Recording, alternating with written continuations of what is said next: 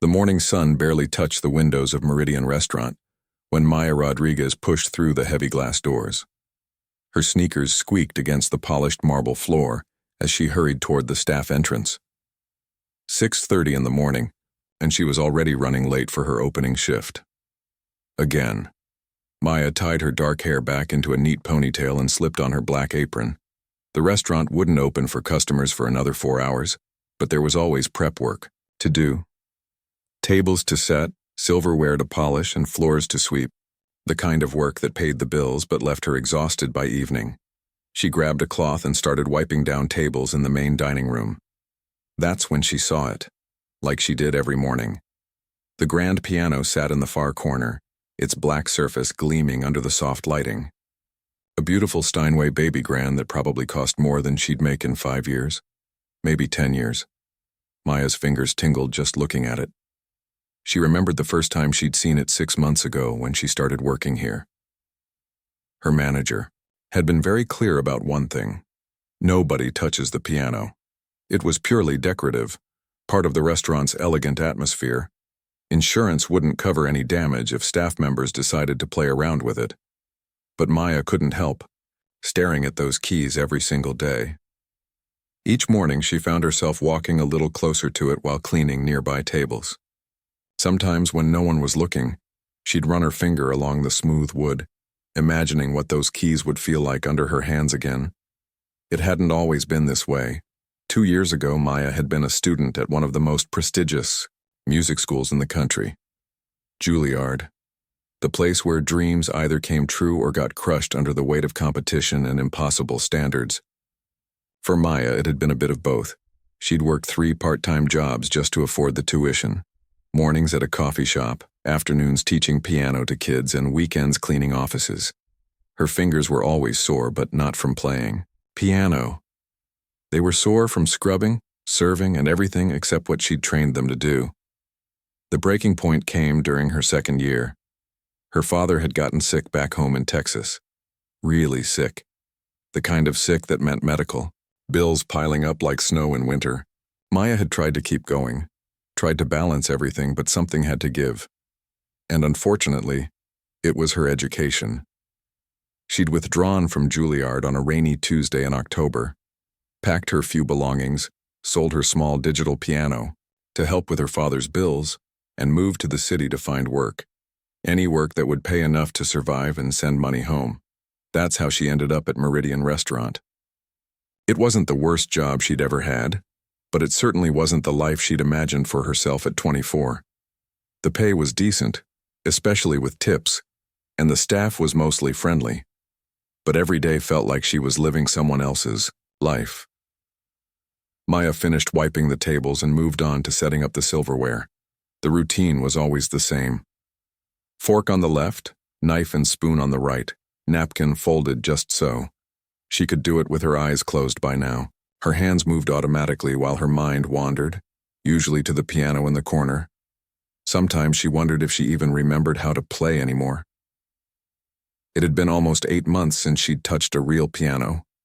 8 months of serving, food, cleaning tables, and pretending that music wasn't slowly dying inside her chest like a fire running out of oxygen. The other staff members started arriving around 7. Tony, the head chef, always came in grumbling about something. Lisa, the other morning waitress, brought her usual oversized coffee and complained about her dating life. Miguel, the busboy, was barely 18 and always looked half asleep until noon. "Hey, Maya," Lisa called out while adjusting her uniform. "Did you hear about tonight's reservation?" Maya looked up from the silverware she was polishing. "What about it? Some big-shot tech guy booked the private dining room. Alexander Sterling. Ever heard of him?" The name meant nothing to Maya, but she shrugged. Rich people booked the private dining room all the time, usually for business meetings or anniversary dinners. They tipped well, but could be demanding about everything from the temperature of their water to the exact angle of their napkins. "Apparently he's worth like billions," Lisa continued, clearly excited by the gossip. "Made his money in computers or apps or something. The manager is freaking out about everything being perfect." Maya nodded but didn't really care. One rich customer was pretty much like another in her experience. They all wanted excellent service, perfect food, and to be treated like they were the most important person in the world, which, to be fair, they were paying for. The morning prep work continued as usual. Maya arranged flowers, filled salt shakers, and made sure every glass was spotless. The lunch crowd would start arriving soon, and the day would blur into its familiar rhythm of taking orders, serving food, and smiling even when her feet hurt. Around 10 o'clock, she found herself cleaning the area near the piano again. She always saved this section for last, partly because it was in a quiet corner and partly because it gave her a few minutes to be close to the instrument that haunted her thoughts. As she dusted the piano bench, Maya noticed something she'd never seen before: sheet music tucked inside the bench seat. Her heart jumped a little as she carefully lifted the lid and found several classical pieces: Chopin, Bach, Debussy, pieces she used to know by heart. She glanced around to make sure no one was watching, then carefully lifted out a piece of Chopin's Nocturne in E-flat major. The notes on the page looked like old friends she hadn't seen in years. Her fingers automatically moved as if they were playing the melody, muscle memory kicking in despite the months of silence. Find something interesting? Maya nearly jumped out of her skin. She spun around to see Mr. Henderson, the restaurant manager, standing behind her with his arms crossed. Her face went red as she quickly put the sheet music back. "I'm sorry, I was just cleaning and I saw—" "The piano is off limits, Maya. I thought I made that clear when you started working here." "I know, I wasn't going to play it, I just saw the music and—" "And what? You play piano?" Maya hesitated. She'd never mentioned her background to anyone at work. It felt too painful, like talking about someone who had died. "I used to. A little." Mr. Henderson's expression softened slightly. "Well, used to or not, the piano stays untouched. Insurance reasons. I'm sure you understand." Maya nodded quickly and went back to cleaning. But for the rest of the morning she couldn't stop thinking about those sheets of music.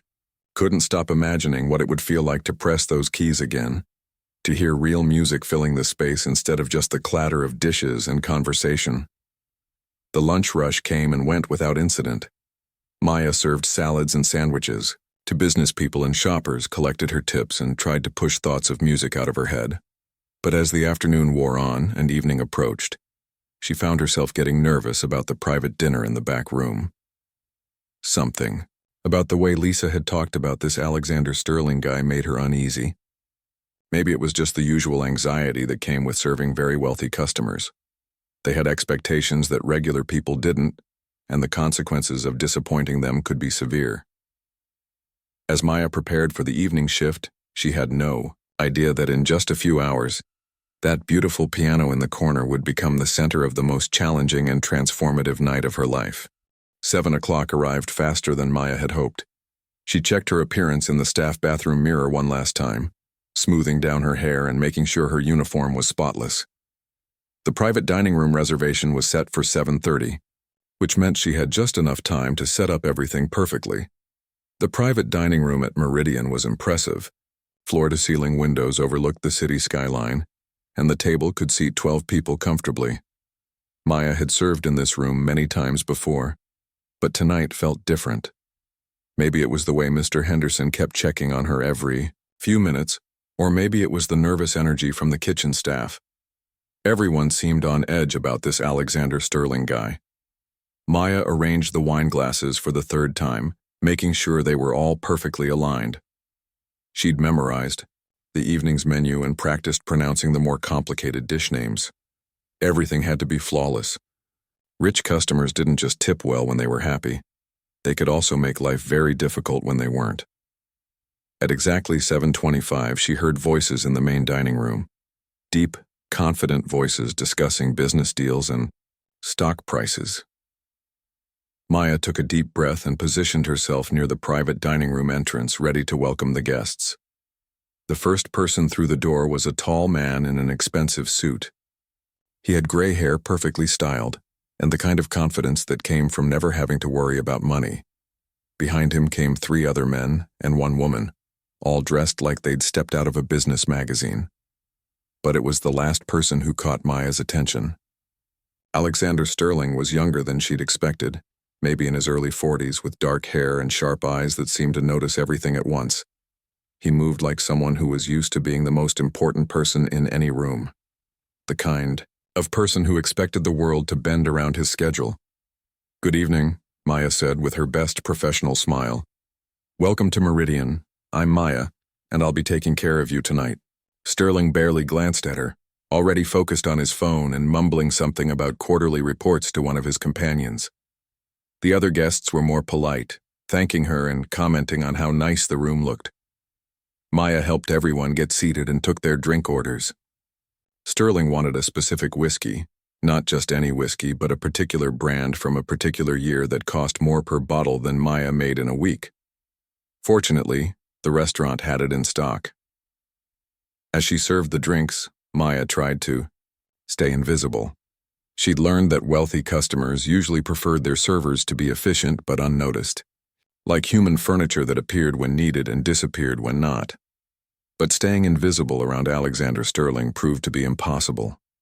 The man had opinions about everything. The temperature of the room was too cold, then too warm. He had care, lighting was too bright. The bread wasn't the type he'd requested. Each complaint was delivered not as a polite request, but as a statement of fact about how the restaurant was failing to meet his standards. Maya handled each issue professionally, adjusting thermostats and speaking with the kitchen staff. This wasn't unusual behavior for very wealthy customers.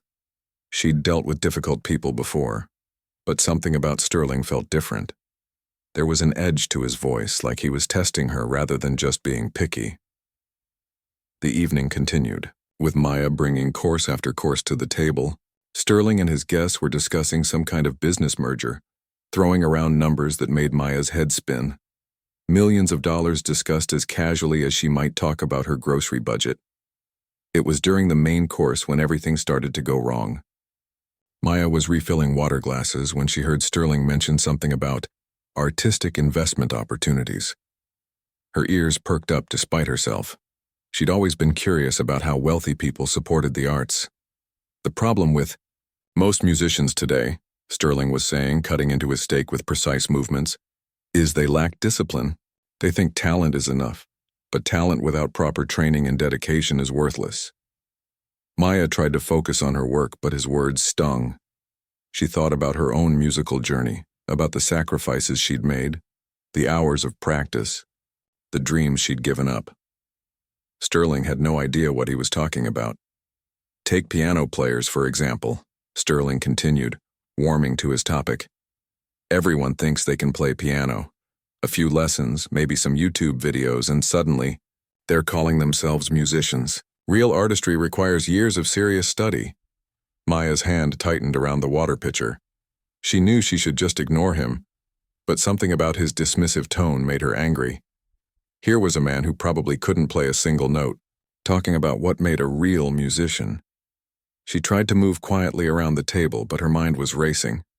Sterling kept talking about music like he was some kind of expert, making sweeping statements about artists and their lack of commitment. Each word felt like a personal attack on every hour she'd spent practicing, every sacrifice she'd made for her music. That's when it happened. Maya was reaching across the table to refill Sterling's water glass when her attention drifted to the piano, visible through the dining room's glass doors. For just a second, she imagined herself sitting at that bench, her fingers moving across, those keys she'd been staring at for months. The water glass slipped from her grip. Time seemed to slow down as the glass tumbled toward the table. Maya watched in horror as it bounced once, sending water splashing across Sterling's plate and expensive suit jacket. The conversation stopped immediately. Everyone at the table turned to stare at her. "I'm so sorry," Maya stammered, grabbing her towel and starting to clean up the mess. "I'm so sorry. Let me get you a new plate and I can take care of your jacket." "Stop!" Sterling's voice was ice cold. He stood up slowly, water dripping from his jacket onto the floor. "Just stop." Maya froze, the wet towel still in her hands. The other guests looked uncomfortable, suddenly very interested in their food. The silence stretched on for what felt like forever. "You were distracted," Sterling said, his voice dangerously quiet. "I saw you. You were staring at something instead of paying attention to your job." Maya's face burned with embarrassment. "Sir?" I really am sorry. It was an accident. An accident caused by your lack of focus. Sterling's eyes followed her earlier gaze toward the piano. What were you looking at, that piano? Maya's heart sank. She nodded reluctantly. You play? The question came out like an accusation. I used to study music, Maya admitted quietly. But sir, it won't happen again. I'm usually very careful. Study. Music. Sterling's tone was mocking now. Let me guess. Community college classes? Maybe some online tutorials? Maya felt her cheeks getting hot. I studied at Juilliard, actually, for 2 years. The admission hung in the air like a challenge. Sterling's eyebrows went up, and for the first time that evening, he looked genuinely surprised. The other guests were now paying full attention to the conversation. Juilliard, Sterling repeated slowly. And now you're serving tables. It wasn't a question, but Maya nodded anyway. She wanted to disappear through the floor. Sterling looked at her for a long moment, then at the piano visible through the glass doors. Something shifted in his expression. The anger was still there, but now there was something else. Curiosity, maybe. Or opportunity. Well then, he said, sitting back down and calmly wiping water off his hands with his napkin. Since you've disrupted our dinner with your musical daydreaming, perhaps you should prove whether that expensive education was worth anything. Maya felt her stomach drop. Sir, I don't understand. It's simple. Sterling's voice had taken on the tone of someone making a business deal. You want to stare at that piano instead of doing your job? Fine. Go play something. Show us what 2 years at Juilliard bought you. I can't, Maya said quickly. I'm working, and the restaurant has rules about the piano. I'm sure they'll make an exception for a customer who's spending as much as I am tonight. Sterling pulled out his phone. Should I call your manager and explain the situation? About how my dinner was ruined by a distracted waitress who claims to be a trained musician? Maya realized she was trapped. If Sterling complained, to Mr. Henderson she could lose her job. But playing the piano in front of these people felt impossible. She hadn't performed for anyone in almost a year. Her hands were shaking just thinking about it. I haven't played in months, she said desperately. I'm not prepared. Then you'll have to improvise, Sterling said coldly. Consider it a performance review. Play well and maybe I'll forget about the water incident. Refuse and I'll make sure your manager knows exactly how unprofessional you've been tonight. The other guests were watching this exchange with a mixture of fascination and discomfort. Maya could see that some of them thought Sterling was being too harsh, but none of them were going to speak up against him. Maya looked through the glass doors at the piano that had been calling to her for months. Her hands were trembling, and her mouth felt dry, but she didn't have a choice. Sterling held all the power here, and they both knew it. Okay, she whispered, barely able to get the word out. I'll play. Maya's legs felt like they were made of water as she walked toward the piano. Each step echoed in her mind louder than it actually was. Behind her, she could hear Sterling's guests murmuring quietly, probably wondering what they'd gotten themselves into. She wished she knew the answer to that question herself. The main dining room had other customers enjoying their evening meals. A few couples celebrating anniversaries, a group of friends laughing over dessert, families with kids coloring. On paper placemats, normal people having normal evenings. Maya envied them more than she'd ever envied anyone in her life. As she approached the piano, Maya noticed that several diners had started to look her way. Word was spreading quickly that something unusual was happening. A waitress walking toward. The decorative piano wasn't exactly normal restaurant behavior. Maya pulled out the bench and sat down slowly. The smooth wood felt familiar under her hands, like greeting an old friend she hadn't seen in years. But her fingers were shaking so badly she could barely lift the piano lid. When she finally managed to open it, the black and white keys stared back at her like a challenge she wasn't ready to face. We're waiting, Sterling called out from behind her. His voice carried across the restaurant, making sure everyone knew this was a performance, not just someone fooling around. Maya placed her hands on the keys and tried to remember how this was supposed to feel. For 2 years at Juilliard, sitting at a piano had been like coming home. Now it felt like sitting in a stranger's house trying to remember how to belong. She started with something simple, a Bach prelude she'd learned in her first year of serious study. The notes came slowly at first, her fingers stumbling over passages she used to play without thinking. But muscle memory is a powerful thing, and gradually the music started to flow more naturally. The sound filled the restaurant in a way Maya hadn't expected. The piano had excellent acoustics, and even her tentative playing carried clearly through the space. Conversations at nearby tables began to quiet down as people turned to listen. "Louder," Sterling commanded from his table. "If you're going to play, play like you mean it." Maya pressed the keys harder, letting the music grow stronger. The Bach piece was technically challenging but emotionally safe. It was the kind of music that impressed music teachers and judges at competitions. Clean, precise, and completely predictable. When she finished, there was polite applause from Sterling's table and a few nearby diners. But Maya could see the disappointment in Sterling's face even from across the room. "That's it?" he called out. "That's what Juilliard taught you. Anyone can play Bach if they practice enough. Show us something that actually requires talent." Maya's cheeks burned with embarrassment. She wanted to stand up and walk away, but Sterling's threat about her job kept her glued to the bench. She tried to think of something more impressive to play Chopin. She chose a nocturne that had been one of her favorites in school. The piece was more expressive than Bach, with flowing melodies that could showcase technique and emotion together. Maya had performed this piece in her sophomore recital, back when playing piano felt like breathing. But tonight the music felt forced. She was playing the right notes in the right order, but something was missing. The connection between her heart and her hands had been broken somewhere along the way, lost in months of serving food and cleaning tables. "Better," Sterling said when she finished. "But still sounds like you're reading from a textbook. Don't you have any passion? Any fire?" Maya gritted her teeth and moved on to a Liszt piece. Something with fast passages and dramatic crescendos. That would at least sound impressive to people who didn't know classical music. Her fingers flew across the keys, years of training taking over as she navigated the complex technical demands. The restaurant had gone almost completely quiet now. Even the kitchen staff had come out to listen, standing in the doorway between the dining room and the back of house. Maya could feel dozens of eyes on her, but instead of inspiring her, the attention made her more nervous. She made it through the Liszt piece without any major mistakes, but she knew her performance was mechanical.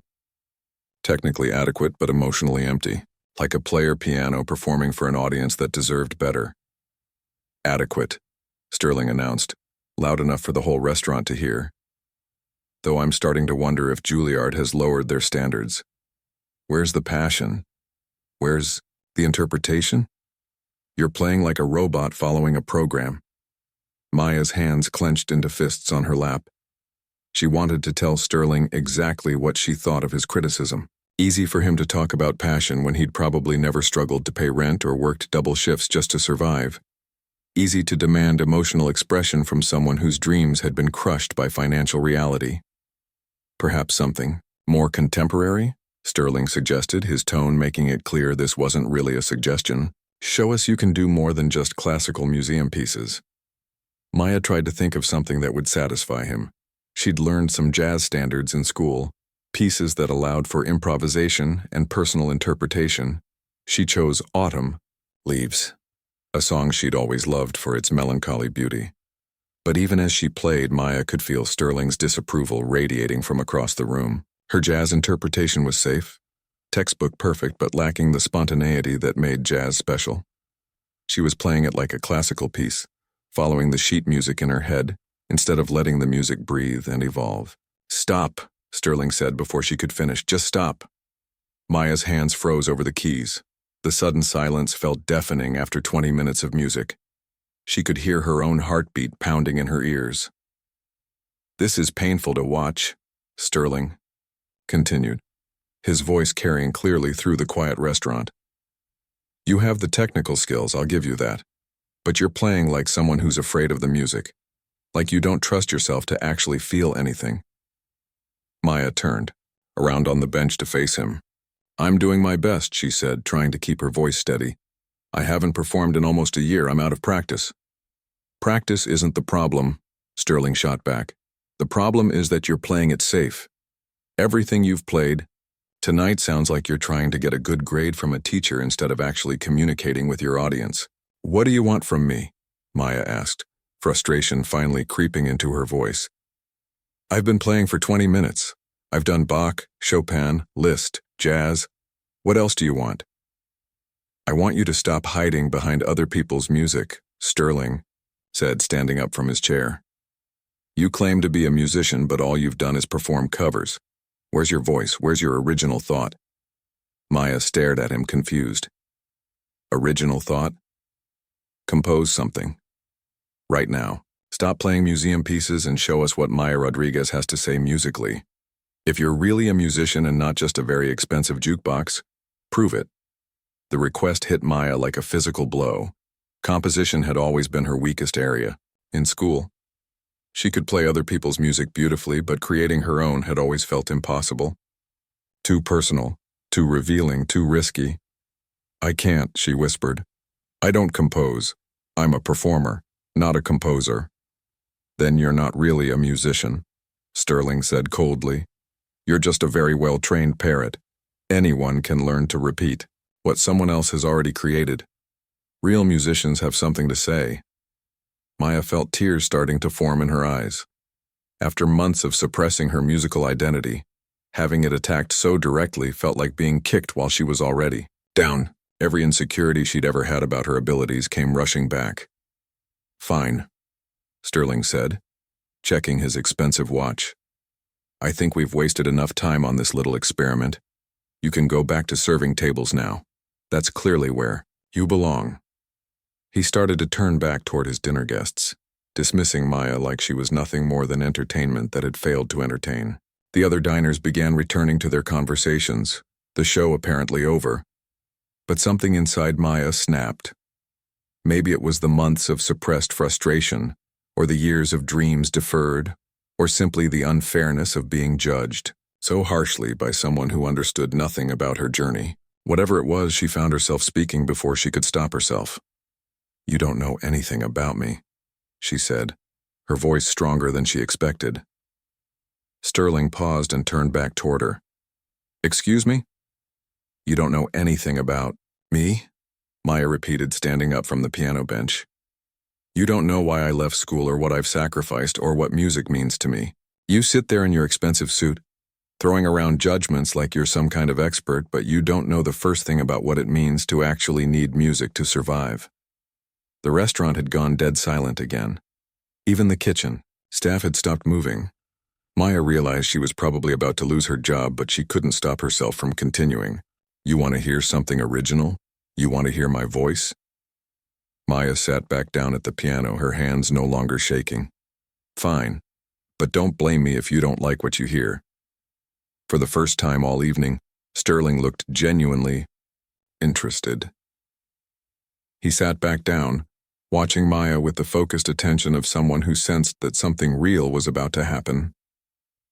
Maya placed her hands on the keys one more time. Maya closed her eyes and let her hands rest on the keys for a moment. The restaurant was so quiet she could hear the soft hum of the air conditioning and the distant sound of traffic outside. Her heart was beating fast, but for the first time, all evening, it wasn't from fear. It was from something else entirely, something that felt like coming alive after months of just existing. She pressed down on a single key, a low, deep note that seemed to echo through the space like a question waiting for an answer. Then another note, higher, softer, not from any piece she'd learned in school, but from somewhere inside her chest where all her feelings had been locked away. The melody that emerged was nothing like the polished classical pieces she'd played earlier. It started simple, almost hesitant, like someone learning to speak after a long silence. The notes came slowly at first, each one carefully chosen not because it was technically correct, but because it felt right. Maya thought about her first morning at Meridian Restaurant, how small she'd felt walking through those heavy glass doors, how she'd tied her apron with hands that used to create beautiful music but now only carried plates and cleaned tables. The melody captured that feeling, the weight of dreams that felt too heavy to carry anymore. But then something shifted in the music. A new voice joined the melody, stronger and more determined. This was the part of Maya that got up every morning, at dawn, that worked double shifts without complaining, that sent money home to help her father even when she could barely afford groceries for herself. The music began to tell the story of quiet strength, of dignity found in work that nobody noticed or appreciated. Sterling had asked for her voice, and now he was hearing it. But Maya wasn't playing for him anymore. She wasn't playing for anyone in that restaurant. She was playing for herself, for the girl who used to practice piano until her fingers bled, for the young woman who'd walked away from her dreams because family was more important, for the person she was trying to become in a world that seemed determined to make her invisible. The melody grew more complex as Maya's confidence returned. Her left hand found a rhythm that sounded like footsteps, steady, persistent, never stopping. The rhythm of someone who keeps going even when the path is unclear. Her right hand danced above it with notes that sparkled and fell like rain, sometimes sad, sometimes hopeful, always honest. Maya could feel the restaurant around her, could sense that people had stopped eating to listen, but it felt distant now, like she was playing in a bubble where only the music mattered. Her fingers moved across the keys with a freedom she hadn't felt since her student days, but this was different from anything she'd played in school. This wasn't about impressing teachers or winning competitions. This was about truth. The music began to tell the story of that terrible day when she'd had to withdraw from Juilliard. The melody broke apart for a moment, becoming fragmented and lost, like dreams scattered by reality. Maya's fingers found discordant notes that clashed against each other, representing the phone call about her father's illness, the impossible choice between her education and her family, the sound of her own heart breaking as she packed her belongings. But even in the darkest part of the piece, there was something else, a small thread of melody that refused to disappear completely. It was quiet, almost hidden beneath the sadness, but it was there. The part of Maya that was still a musician, even when she was serving tables. The part that heard music in the rhythm of chopping vegetables, that found melodies in the conversations of her customers, that turned every mundane task into a secret symphony. As the music continued to evolve, Maya felt years of suppressed emotion flowing through her fingers. All the nights she'd fallen asleep exhausted, wondering if she'd made the right choice. All the times she'd walked past music stores and felt her chest tighten with longing. All the moments when she'd caught herself humming while working and had to force herself to stop because it hurt too much to remember what she used to be. But the music wasn't just about loss. It was also about discovery. Maya's melody began to incorporate sounds she'd learned in her months at the restaurant. The gentle jazz influence from the background music they played during lunch. The Latin rhythms she'd picked up from Miguel, who sometimes sang while he worked. The blues she'd heard drifting from the bar next door during her breaks. This was music that could never have been written in school. It was too messy, too personal, too real. It came from a place that classical training couldn't reach, the place where life happened, where dreams got complicated by bills and responsibilities and love for people who needed you. Maya's composition began to build towards something that felt like hope. Not the easy, naive hope of someone who'd never been tested, but the deeper hope of someone who'd lost everything and decided to keep going anyway. The melody climbed higher, gathering strength, becoming more confident with each phrase. She thought about her father, slowly getting better back home in Texas, telling her on the phone how proud he was of her for taking care of the family. She thought about the other staff at the restaurant, good people working hard jobs with dignity and grace. She thought about all the customers she'd served who'd treated her with kindness, who'd seen her as a person rather than just a server. The music swelled with a richness that surprised even Maya. Her hands were moving with complete confidence, now finding harmonies and rhythms that seemed to come from somewhere beyond her conscious mind. This was what Sterling had been asking for, music that came from the soul rather than from textbooks. But then, just as the piece seemed to be reaching its triumphant conclusion, Maya's melody began to fracture again. Because life wasn't a fairy tale and real music couldn't pretend that everything always worked out perfectly. The notes became uncertain, questioning. What happened to dreams that got postponed? Could they ever really be recovered? Or were they gone forever? Maya's left hand found a pattern that sounded like doubt, like fear, like the voice in her head that whispered she was fooling herself to think she could ever be a real musician again. Too much time had passed. Too much had changed. Maybe Sterling was right. Maybe she was just a well-trained parrot, doomed to repeat other people's music for the rest of her life. The melody grew softer, more fragile. Maya's touch on the keys became lighter, as if she was afraid the music might break if she pressed too hard. This was the most honest part of her composition, the acknowledgement that she didn't know how her story would end. That sitting at this piano in this moment might be as close as she ever got to the life she'd once imagined for herself. But even in that fragility, there was something beautiful. The quiet melody that emerged from Maya's uncertainty was haunting and lovely, like a lullaby sung to comfort dreams that might never come true. It spoke to everyone who'd ever had to choose between what they wanted and what they needed, between following their heart and taking care of the people they loved. Maya let the final notes fade into silence, her hands still resting on the keys. She kept her eyes closed for a moment longer, not ready to return to the world outside her music. For those few minutes, she had been completely herself, not a waitress pretending to be a musician, not a failed student carrying disappointment, just Maya, telling her story through sound. When she finally opened her eyes and turned around, the entire restaurant was staring at her in complete silence. Even Sterling looked stunned, his usual confident expression replaced by something that might have been awe. Maya realized that several people were crying, including the woman at Sterling's table who had dabbed her eyes with her napkin. Maya stood up from the piano bench on shaky legs, suddenly aware of what she had just done.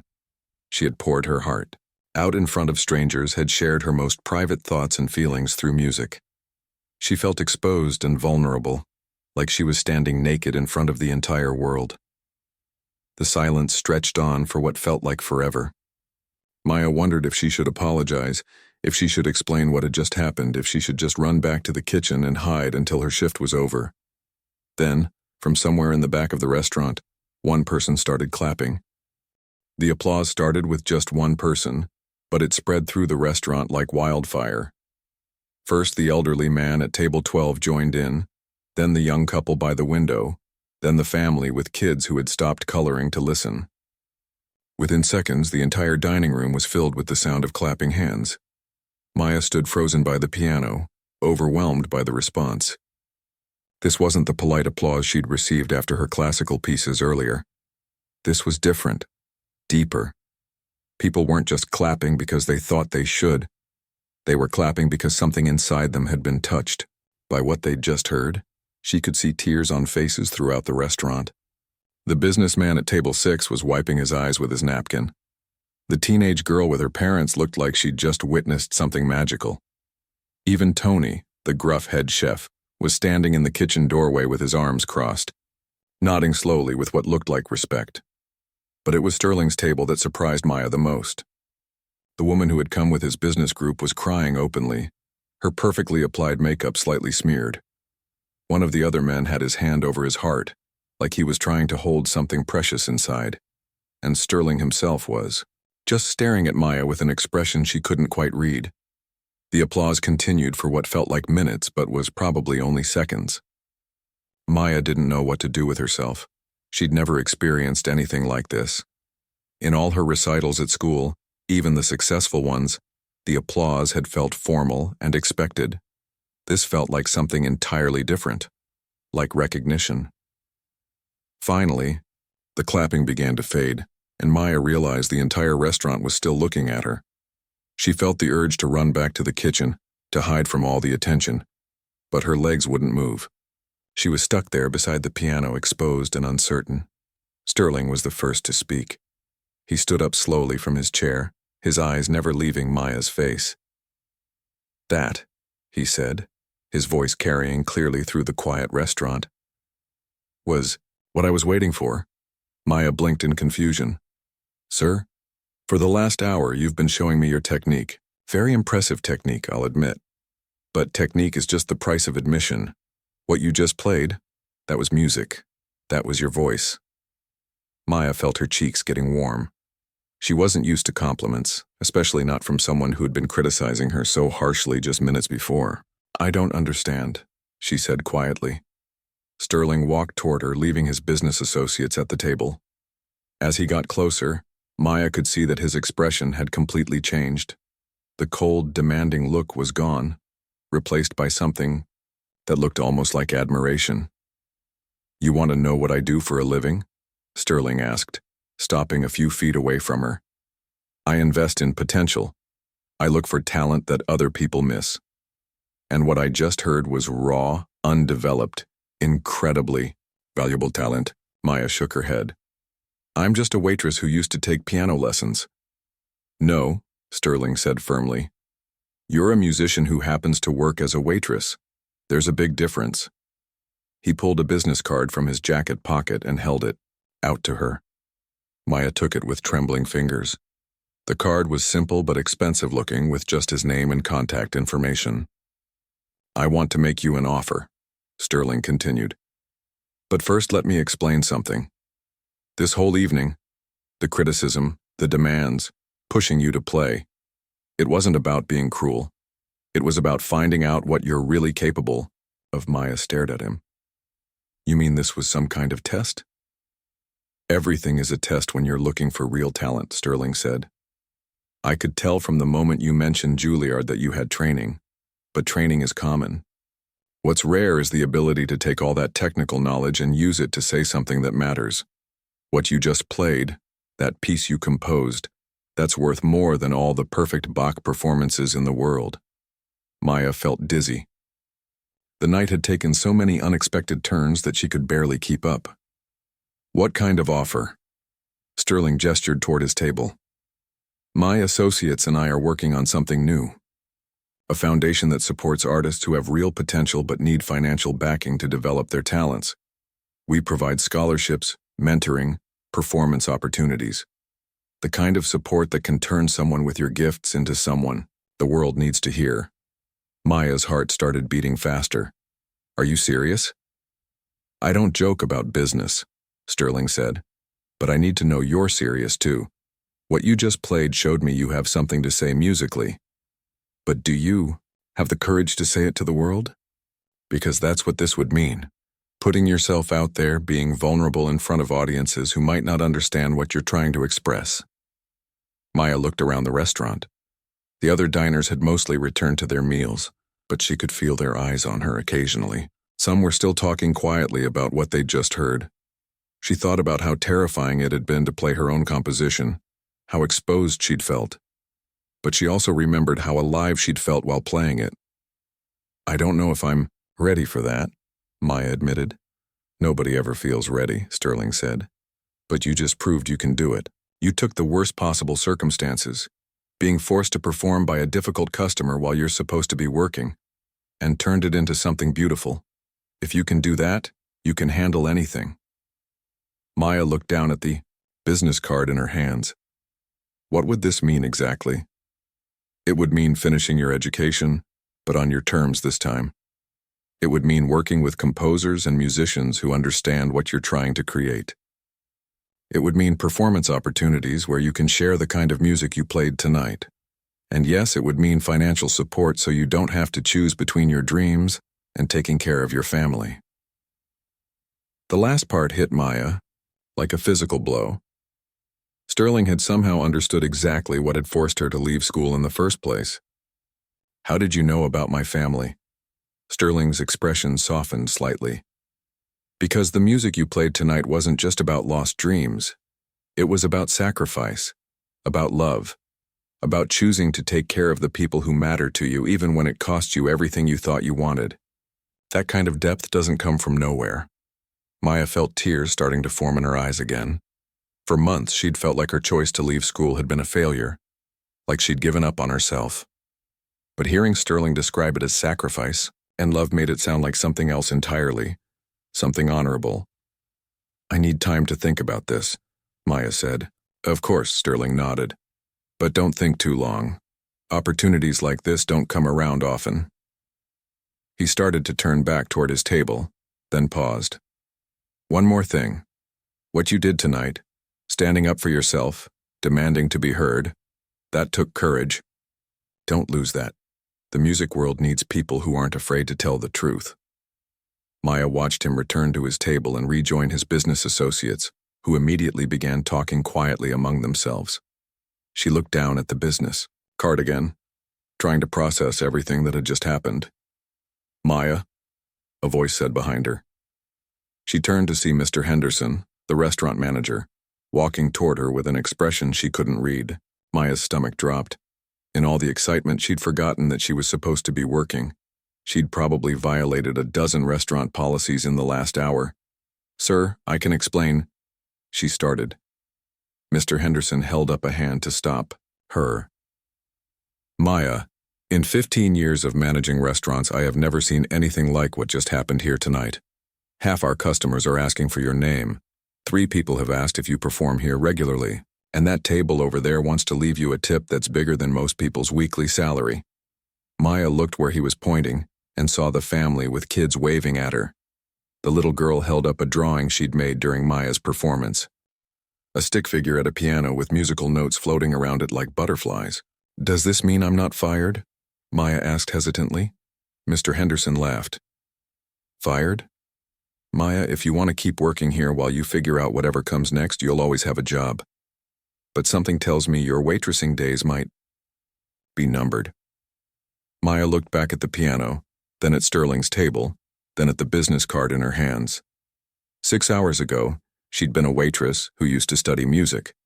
Now she was a musician who happened to work as a waitress. Sterling was right. There was a big difference. She thought about her father back home in Texas, about how proud he'd be to know that the sacrifices they'd made together might lead to something beautiful after all. She thought about all the other people like her, working jobs that paid the bills while their real dreams waited patiently in the background. Most of all, she thought about the music she'd played tonight. Music that had come from someplace deeper than technique or training. Music that had told her story honestly, without apology or explanation. Music that had made a room full of strangers stop everything they were doing just to listen.